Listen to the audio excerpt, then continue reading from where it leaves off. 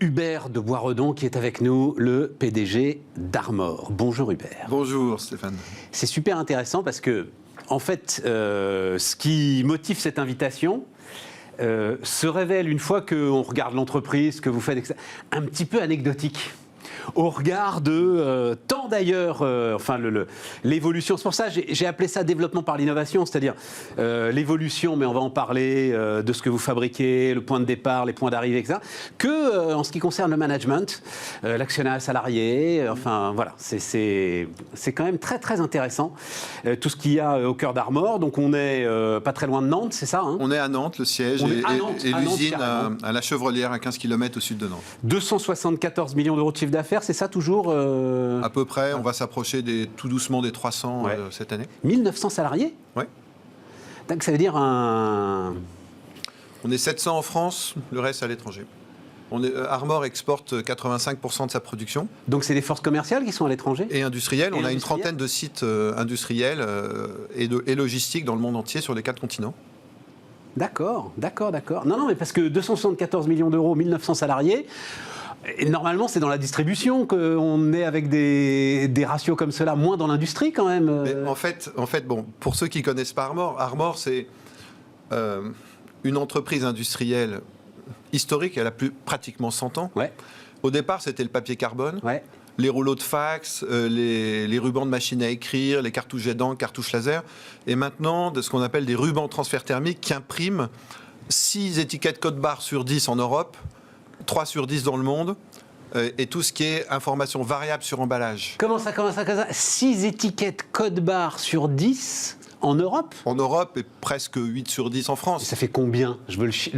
On fabrique 5000 km de films par jour. Les étiquettes code barre, vous en faites combien chaque jour? Ah bon, on en fait des millions. Mais oui, c'est ça. Des millions. En fait, nous, on fait les consommables qu'impriment les codes barres. Vous achetez votre saumon frais, il y a un code barre dessus. Ouais. Ça va être un code barre qui va être adapté pour durer 3 semaines. Ouais. Mais vous achetez votre voiture, il y a un code barre sur la pièce qui doit résister à la chaleur, à la boue, à la graisse, etc. C'est un code barre avec une encre spéciale. Tout ça, c'est Armor qui fabrique le consommable qui va imprimer le code barre adapté à chaque situation. Le consommable qui va imprimer le code barre. Voilà, c'est ça. Ce qui fait d'ailleurs que... Donc le consommable, c'est l'encre, en fait. C'est le ruban ancré. C'est le ruban ancré. Et on appelle ça transfert thermique parce que l'imprimante il y a une tête chauffante qui va déposer cette encre spéciale sur le support, l'étiquette, pour en fait de délivrer un code barre, un QR code, toute information variable sur emballage. Je comprends que ce soit spécifique pour la voiture. Pourquoi est-ce qu'il faut une impression spécifique pour le bout de saumon qui va effectivement durer 3 jours? Mais oui, parce que tout ce qui est alimentaire, il ne faut pas qu'il y ait de l'encre qui gicle ou un bout de laser qui... donc il faut que ce soit une impression parfaitement... Et puis il faut qu'il résiste au froid, il faut qu'ensuite... Voilà, exactement. Et il faut que ce soit une impression parfaitement propre. Un code barre, ça doit être extrêmement précis parce que vous savez, quand vous regardez un code barre, chaque ligne a une largeur différente. Donc ça demande une impression efficace, rapide, parfaite. Et ça, c'est la spécialité. Armor est le spécialiste de l'encre et des consommables d'impression. Vous savez, c'est notre savoir-faire. Hubert, à quoi ça m'a fait penser quand je regardais la boîte? Alors, prenez-le comme vous voudrez. Ça m'a fait penser à Bolloré. Bolloré qui hérite en Bretagne d'une usine dont le boulot est de faire du papier très très fin pour rouler des cigarettes. Oui. Et qui derrière, parce qu'il a une technologie d'extrême finesse, se tourne par exemple vers les batteries, vers une technologie de batterie très particulière, avec des polymères là encore très très fins. Oui. Et j'ai l'impression que vous aussi, sur la base du papier carbone, derrière, en fait, vous ouvrez tout le champ des possibles. Mais ce que vous dites n'est pas un hasard, parce qu'en fait, le point commun, c'est ce qu'on appelle la technologie d'induction de couche mince sur film mince. Ouais. Et par exemple, on va fabriquer des films aussi collecteurs pour les batteries sur la même technologie. Ouais, c'est-à-dire qu'en fait, on est un peu cousins, si vous voulez, dans les technologies. Ouais, c'est ça. Mais ce qui est intéressant, c'est une ETI française qui est le spécialiste mondial et qui est devenu en 20 ans, on était numéro 3 ou 4 en 2004, on est aujourd'hui de loin le leader mondial de cette technologie de l'impression transfert thermique pour l'impression des codes barres. Et là où c'est intéressant... Oui, mais alors c'est là que je suis presque un peu déçu par le chiffre d'affaires. 274 millions d'euros. Parce qu'on est sur... leader mondial, donc... Vous savez, le code barre, c'est petit, et on est sur une niche de marché. Ouais, c'est ça. On est sur un marché global qui va faire à peu près 1 milliard d'euros. Mais d'où, alors, effectivement, le sujet qui devient super important, parce que je suis leader avec 274 millions d'euros, donc il faut que je parte ensuite sur d'autres territoires. Oui. Et là, si vous êtes là aujourd'hui, maintenant, c'est cette annonce donc de films photovoltaïques. Alors, souple et mince. Organique. Alors j'ai noté le truc. Film photovoltaïque organique souple. Mais organique, de quoi organique? Organique, ça veut dire... dire... Il a une vie propre, le film Non, organique, ça veut dire sont des dérivés d'oxygène, d'hydrogène, de carbone. Il n'y a aucun métaux rare. C'est 100% développement durable. C'est ça. Ça si vous voulez. Dire organique, c'est à l'anglaise, quoi. Organique. C'est organique. Comme les graines. La chimie organique. Ouais, d'accord. C'est issu de la chimie organique. D'accord. Donc, si vous voulez, on est là dans de l'innovation d'Armor, dans la tradition d'innovation d'Armor, qui n'a cessé d'innover tout le temps. Et depuis une dizaine d'années, en fait, on a combiné deux choses. C'est ce savoir-faire de formulation de l'encre et d'induction de couche mince sur film mince qu'on a croisé avec une conviction qui est notre industrie doit servir à lutter contre le réchauffement climatique, à apporter quelque chose pour la planète. Comment on peut combiner ces deux choses-là? Et c'est là où les équipes sont extraordinaires, parce qu'en fait, en leur donnant ce défi de combiner les deux, elles sont revenues avec deux projets magnifiques. Le projet, c'est de réinventer le panneau solaire photovoltaïque classique. Vous savez, un panneau, c'est lourd, c'est 10 à 15 kilos du mètre carré, c'est plat, c'est opaque, etc. Alors, d'abord, on n'est pas obligé sans arrêt... Comment est-ce que je veux dire ça avec infini respect, mais je pense qu'on peut aussi parfaitement légitimement dire waouh, on s'est rendu compte qu'il y avait un sacré business à faire avec ça. On n'est pas obligé de dire on s'est demandé ce qu'on allait faire pour sauver la planète. Alors, non, Hubert. Je vais vous décevoir. Je vais vous décevoir parce que je pense que la motivation de départ, ça a été de se dire on a une tradition d'innovation, mais on pense qu'aujourd'hui, il faut que l'entreprise contribue aux enjeux de société. C'est vraiment, c'est une motivation personnelle en tant que dirigeant. Non, mais je respecte ça. Et en fait, voilà. Alors bien sûr, évidemment, si on veut le faire, c'est pour que ça réussisse. Bah oui. Mais je pense qu'il y a aussi à regarder l'état du monde tel qu'il est. L'état du monde tel qu'il est, on voit bien qu'il y a une limite et que si les entreprises ne s'engagent pas pour aller résoudre les problèmes, pas uniquement dans le but d'abord de gagner de l'argent, mais de se dire, OK, il y a des sujets à attaquer, on va les attaquer. Et bien sûr, si on vise juste, ça va être rentable.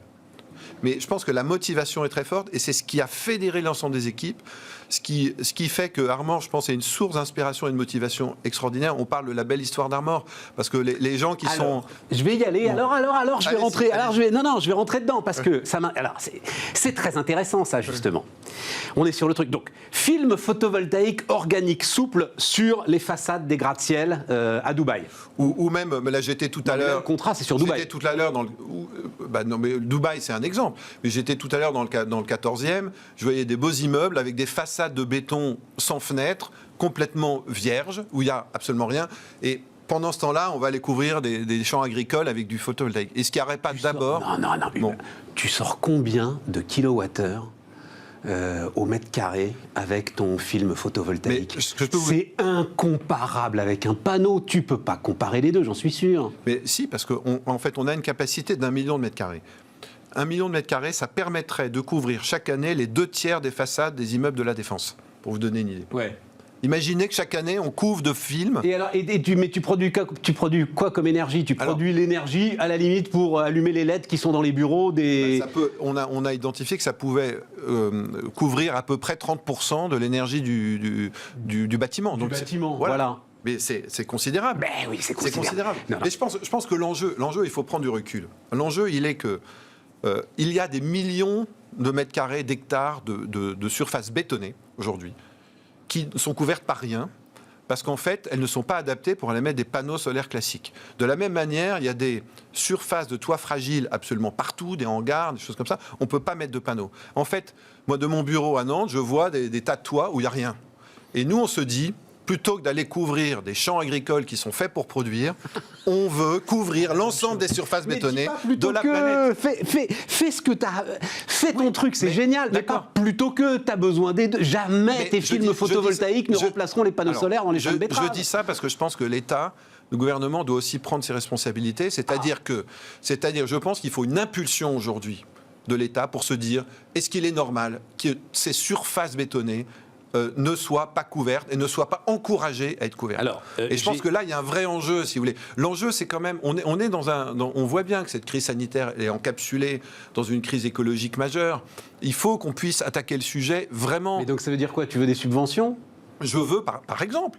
Mais non, enfin, attendez, j'attends pas de subvention spécialement. Non. Mais par contre, qu'on puisse dire que quand un immeuble est construit, il faut que des surfaces de béton qui soient sans fenêtre puissent servir en même temps de production énergétique, ça serait intéressant. Donc tu veux augmenter les coûts de construction? Tu veux une norme? Mais par exemple, en Californie, ils disent... En Californie, c'est dingue, ces entrepreneurs incroyables attends. qui, une fois qu'ils ont trouvé un truc, voudraient protéger à tout prix leur marché par des normes et par des contraintes et par... C'est pas protéger, c'est en fait être associé pour résoudre un problème majeur qui est celui du réchauffement climatique. Par exemple, en Californie, on dit si un immeuble contient un certain pourcentage d'énergie photovoltaïque, l'État dit au lieu de construire 2 étages, on va pouvoir en construire 3. Ouais. Bien, ça veut dire que le coût de cette énergie photovoltaïque est immédiatement remboursé. Non, mais aujourd'hui, aujourd'hui la construction sait faire des immeubles à énergie positive, avec ou sans film photovoltaïque sur les surfaces de béton ou sur les surfaces vitrées. Oui, enfin, vous n'en voyez pas beaucoup, regardez. Les immeubles déjà construits, ils ne sont pas à énergie positive. Non, mais il se trouve que, alors je connais depuis... Sun Partners, tu connais Sun Partners? Oui, tu connais Wissip, Ludovic Deblois. Oui, non, mais alors attendez, je raconte l'histoire très vite. Qu'est-ce qui s'est passé? Bien sûr. Est-ce qu'ils ont été encouragés? Mais non, mais à un moment, c'est le business, ils ont disparu. Donc attends, je le dis très vite, Ludovic Deblois, qui est venu ici d'ailleurs, il a écrit un bouquin très sympa. Voilà. Il a écrit un bouquin très sympa pour partie raconter son histoire. Donc Wissips, tout est dans le titre. What you see is photovoltaic surface. Une pub extraordinaire. Extraordinaire. Donc sur toutes les surfaces, tu peux mettre ce film photovoltaïque. Le problème, c'est que la rentabilité est pas là. À un moment, il y a quand même... Enfin, il faut absolument... Mais non, mais dans ce débat qui est passionnant, Hubert, il faut absolument trouver de la rentabilité économique. Tu n'y arrives pas. Oui, sinon... mais alors là, on est sur le sujet de l'innovation. Et là, on touche quelque chose qui est majeur. On connaît tous, et Sun Partners l'a connu comme Armor le connaît, on est dans cette fameuse courbe en J. C'est-à-dire qu'en fait, on innove, on investit, Armor a investi pratiquement 100 millions d'euros dans cette nouvelle technologie, ce qui est considérable pour une ETI comme la nôtre, d'ailleurs. Bon. Maintenant, c'est quoi le résultat? J'ai donné le chiffre d'affaires, mais c'est quoi le résultat de... Armor est très rentable, globalement. Donc on a une très belle rentabilité, ce qui nous a permis d'investir dans de la diversification comme celle-là. Bon. Maintenant, 100 millions d'euros, ça doit être plusieurs années de résultats quand même. Bien sûr, c'est sur 10 ans. Ouais, c'est à peu près 10 millions par an, ce qui est pour une taille comme la nôtre considérable. Donc on a l'unité de film photovoltaïque organique la plus grande du monde, 1 million de mètres carrés de capacité. On s'est dit, on va être encouragé par les énergéticiens qui vont commander des larges quantités. Bon. Mais les mêmes énergéticiens, à raison, je leur en veux pas, disent... Ah mais attendez, on attend que vous soyez aussi compétitifs que les panneaux chinois pour pouvoir vous acheter. Maintenant, expliquez-moi, quand vous commencez une innovation et que vous démarrez les premiers volumes, comment vous pouvez être aussi compétitif qu'une production chinoise de panneaux très larges, qui sont souvent fabriqués d'ailleurs à des conditions douteuses, on commence à se demander voilà. Mais bien sûr, donc à un moment, il faut savoir ce qu'on veut. Le vrai sujet, j'étais le 24 octobre 2018... Ce qu'on veut, c'est des solutions qui fonctionnent. Pour que les solutions fonctionnent, il faut qu'elles trouvent leur rentabilité. Oui, mais il y a le moment de l'impulsion, du démarrage, et ça... parce que sinon on n'innovera jamais. Le président de la République... Tous les inventeurs du monde, à ce moment-là, vont vouloir être soutenus d'une manière ou d'une autre par les autorités. C'est bien le cas. Est-ce que la France n'a pas soutenu au départ le Concorde, le TGV, les grandes innovations? Tu as le crédit d'impôt-recherche, tu as énormément de dispositifs pour soutenir ton innovation aujourd'hui. Oui, mais c'est pas suffisant. En fait, le sujet... Bon, est-ce que... non, mais c'est intéressant. Hein. Le sujet, c'est est-ce que l'État, comme client potentiel, se dit à un moment, on a des milliers de mètres carrés de bâtiments de la Défense, à Ballard, le ministère de l'Économie, etc. Et je passe des contrats. Mais est-ce que nous, en tant qu'État, qui disons qu'on veut s'engager dans les accords de Paris, le développement durable, est-ce qu'on passe le pas de dire on aimerait que nos bâtiments soient couverts d'énergie photovoltaïque, oui ou non? Ça m'intéresse. À ce moment-là, on se retrouve dans une logique de marché. Mais moi, c'est tout ce que je demande. Tout ce que je demande, il faut un appel d'offres, parce que tu as peut-être des concurrents quand même. Il faut des appels d'offres ciblés sur des innovations du style. Nous, on sait faire. Notre film Soup, ce qui est intéressant, il peut couvrir des courbes. Il est translucide, donc il peut couvrir du vitrage. Oui, c'est ça qui est super important. Il peut couvrir des toitures qui contiennent des cheminées, des machins, parce qu'il peut être découpé. Il peut faire des formes architecturales absolument extraordinaire d'un point de vue design et artistique. Donc il faut des appels d'offres qui correspondent à ce qu'est l'innovation. Si vous voulez, le film photovoltaïque organique, c'est le smartphone, c'est le smartphone des ordinateurs. Donc si vous faites un appel d'offres, mais non. Bon, mais j'ai toujours pas la puissance. Je sais pas moi comment est-ce que je sais toujours pas quelle puissance sort de ton, je sais pas moi, d'1 mètre carré ou de 100 mètres carrés de tes films photovoltaïques. Oui, mais je pense que c'est même pas le sujet, parce qu'en fait, non, c'est pas le sujet, parce qu'en fait, on n'est pas comparable à des panneaux. Donc effectivement, le rendement aujourd'hui, il est inférieur aux panneaux, parce qu'on est très inférieur. Il est très inférieur aux panneaux, parce que on est dans une perspective d'innovation, de rupture. Mais par contre, on va couvrir des espaces qui ne peuvent pas du tout être couverts par des panneaux classiques. À Dubaï, c'est 500 km de film, c'est ça 500 km² de film par an, Dubaï, c'est ça? Mais c'est des capacités, en ça. fait, le gouvernement de Dubaï a décidé de lancer 1 gigawatt de solaire par an. Or, comme ils n'ont pas de surface, des films, là, le gigawatt, mais justement, ils sont extrêmement intéressés par cette technologie parce qu'ils ne peuvent pas couvrir leur grande tour. 1 gigawatt, non, je le dis comme ça rapidement, c'est l'un des 2 réacteurs de Fessenheim, par exemple. Donc. Mais ça, c'est cette volonté. Oui, et comment ils peuvent le faire? Ils peuvent le faire uniquement en couvrant leur tour d'énergie photovoltaïque. Ils ont le désert pour y mettre des panneaux à Dubaï. Vous avez déjà essayé de mettre des panneaux sur des tours de vitrage translucide?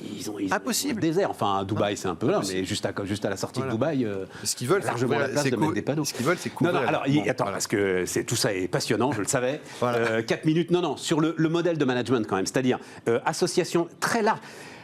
Management et personnel ont 57% du capital On est à 75 aujourd'hui. Ah, vous êtes à 75 aujourd'hui? J'ai dû lire ça sur... Je le dis juste comme ça, j'ai dû lire ça sur ton site internet, donc... Ça, vous deviez faut le mettre à jour. C'est une recomposition du capital il y a quelques 75%. Temps. Et alors, mais management et personnel, management 50, personnel 25 ou... On est tous ensemble 75. En fait, il y a 500 salariés actionnaires. On a créé... 500 salariés actionnaires. Quand en 2014... Le fonds de participation industrielle a vendu qui possédait la majorité d'Armor a vendu ses participations. On s'est dit on veut maîtriser notre destin industriel et d'innovation. On s'est tous mis ensemble. On a vraiment, quand je dis tous mis ensemble, c'est qu'on a tout mis. On s'est endetté. On a personnellement, j'ai risqué ma maison, tous mes biens, etc. Avec mon épouse et mes associés aussi. On a tout mis parce que on s'est dit on a la possibilité justement de croire dans des innovations qui sont risquées, mais qui font du sens. Voilà. Et ce qui est assez merveilleux, c'est de voir que ce projet, c'est celui de l'ensemble des salariés. Un petit exemple, crise du Covid. On a innové, par exemple, dans la fabrication additive 3D. Donc, on a créé une entité. En 3 jours, nos équipes ont été capables de faire basculer le site en usine de guerre de fabrication de visières de protection, au moment où, vous savez, tout le monde manquait de masques, etc. Bravo. On a fabriqué 100 000 visières de production pour les CHU, pour les médecins, pour les dentistes, pour les infirmiers, etc. Voilà, et ça, c'est Armor, c'est cette capacité d'adaptation. Et ça, je vais te dire, parce que j'en ai 10, 20, 50, 100 des histoires comme ça, ça, c'est l'industrie, en fait. C'est l'industrie. Ça, c'est les industriels et une capacité incroyable de mobilisation pour l'ensemble des dispositifs qui étaient nécessaires. Mais quand même, quand tu as 75% du capital, il faut quand même de temps en temps aller chercher des capitaux pour investir massivement. Bien sûr, on a 5 fonds d'investissement à nos côtés. C'est ça. Qui, eux, ont les 25. Qui ont les 25. Et peuvent amener des millions quand... voilà, exactement. Et on a des très grands projets. On investit quand même plus de 30 millions d'euros d'investissement par an. Et qui eux-mêmes, à mon avis, c'est ça qui est merveilleux dans ce qui est en train de se passer. C'est qu'eux-mêmes, ils peuvent intégrer l'ensemble de ce que tu fais, y compris la gouvernance, dans leur propre bilan. Ah ben bien sûr. ISR, ESG. Bien sûr, je pense que le fait qu'Armor soit un industriel leader mondial d'un côté, mais engagé dans l'innovation sociétale, je pense que ça crée une certaine... une certaine noblesse de ce qu'est l'économie, l'entreprise aujourd'hui. Et ça, c'est quelque chose auquel je tiens personnellement.